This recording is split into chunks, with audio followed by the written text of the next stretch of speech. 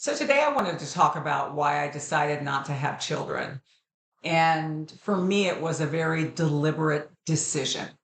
It was a choice.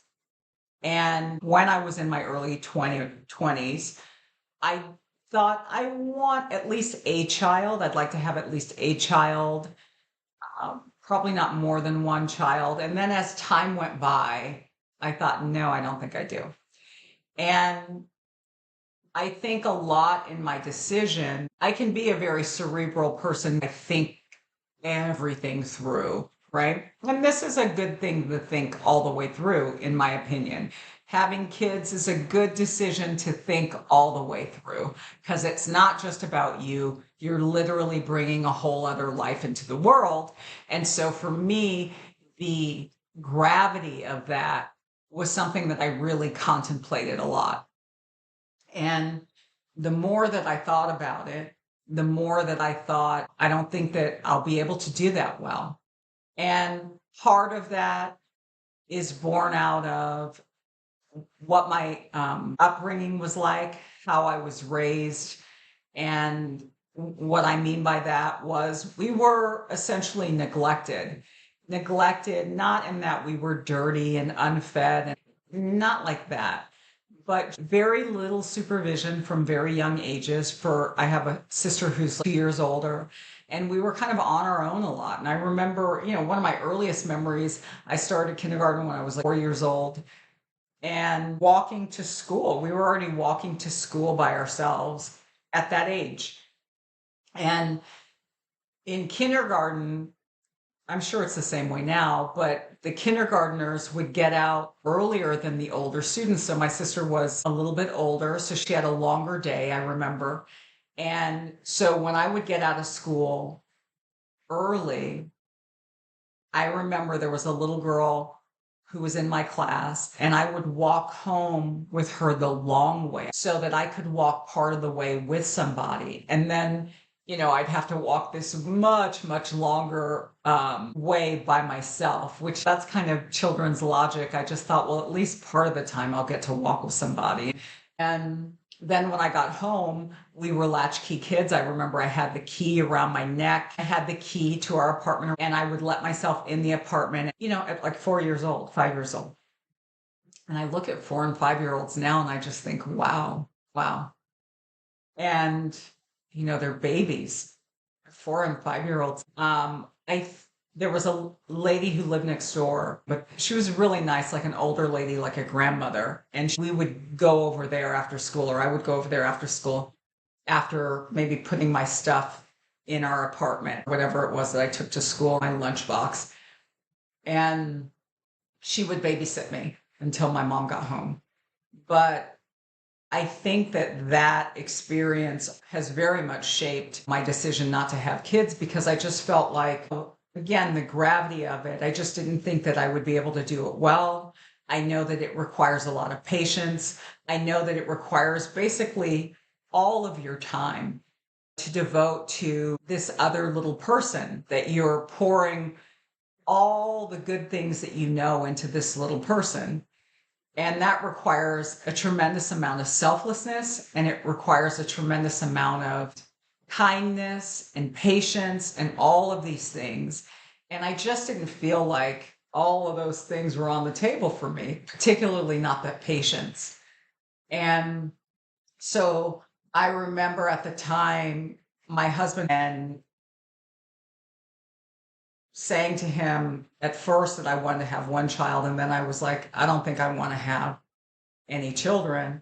And fortunately, he was okay with it. He was okay with my decision either way, which I'm so appreciative for, because I think that depending on who it is, if they really want to have kids, that could really be a deal breaker. That really would be a deal breaker if one person wants to have children and the other one doesn't.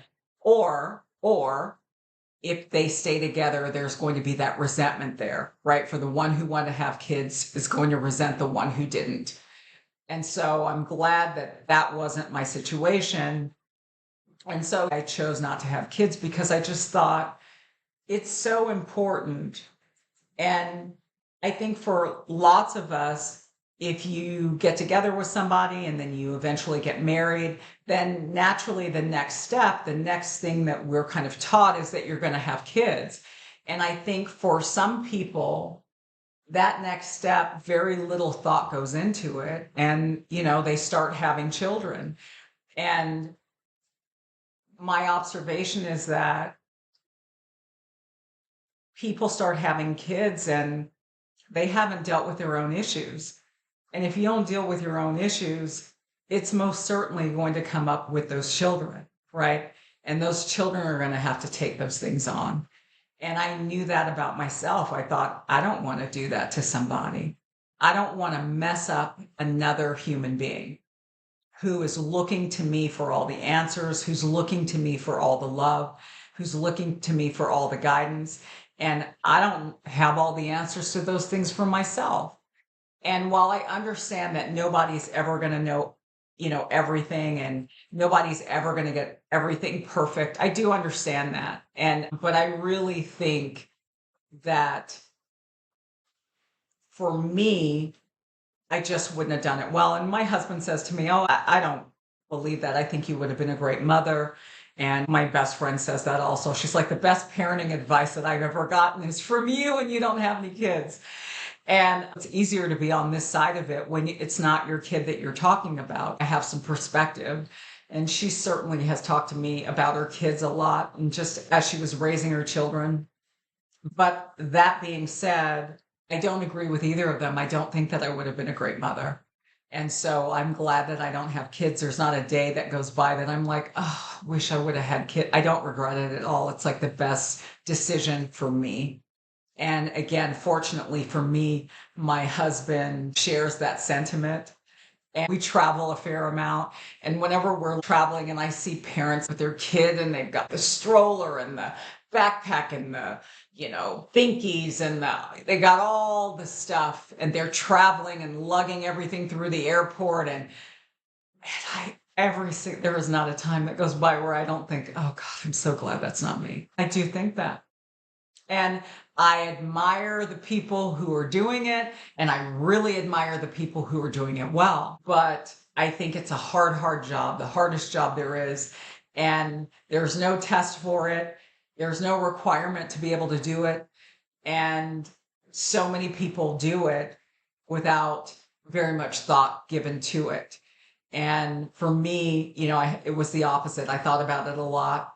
And when I was honest with myself, I just thought, I don't think that I want to do this. And I love having my time to myself. And my personality would be one who was always worried about my child, always worried about their safety, even as they got older. And so to be childless, am I childless or child free? I think I'm child free is really kind of a decision that I've made that I have no regrets. And if you've made the similar decision, I'd love to hear about it in the comments and why. If it's similar, for some of us who have had trauma or not a perfect upbringing, I think sometimes that's a choice that we make to not bring another life into the world because our go of it wasn't that easy. It wasn't smooth at all. So if this interests you, please like, subscribe, hit the notification bell, and you'll be notified the next time I record another video. And I thank you so much for listening and spending time with me. And until next time, take it easy.